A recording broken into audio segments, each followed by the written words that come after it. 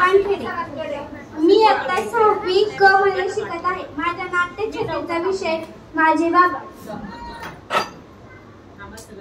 1 2 3 4 5 6 लहानपणापासूनची सवय आहे ही माझी। 1 2 3 4 5 6 शेट हे तर मी मगाशीच मोजलेले। बघताय काय मी खूप हुशार आहे। मला तर शून्याचा पाडा पण म्हणता येतो।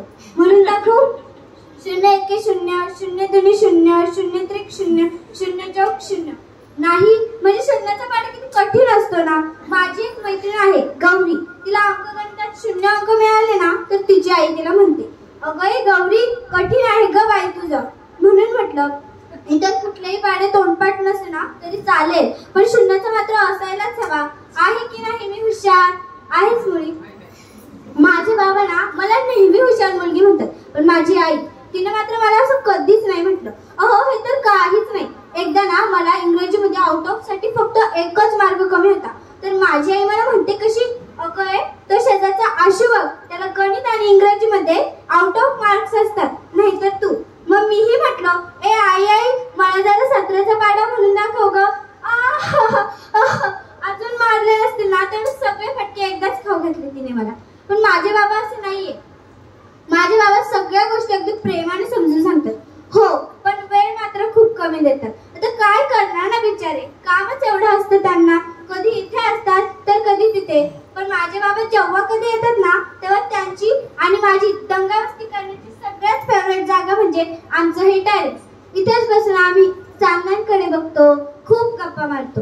माझे बाबा सांगतात की आपण आकाशातल्या चांदण्यांकडे बघायला लागलो ना की ते लुकलुकतात आणि आपण विचारलेल्या प्रश्नांची ते लुकलुकून हो नाही अशी उत्तरे देत असतात।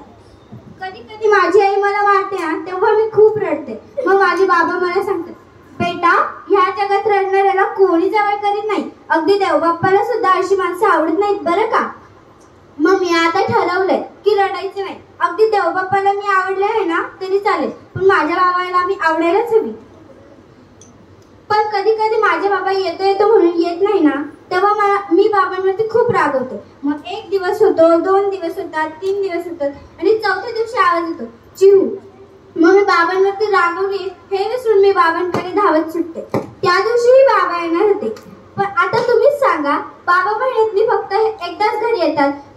ही आई बघा नुसतीच रडते।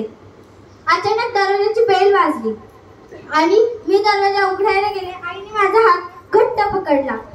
दारात कधी नाही येणारे काका काकी आले होते। त्यांच्या हातात मोठी पेटी होती, त्याच्यात कापडात गुंडाळलेलं कोणाचं त्यांनी बाहेर काढलं। आई रडू लागली, मला खूप भीती वाटली।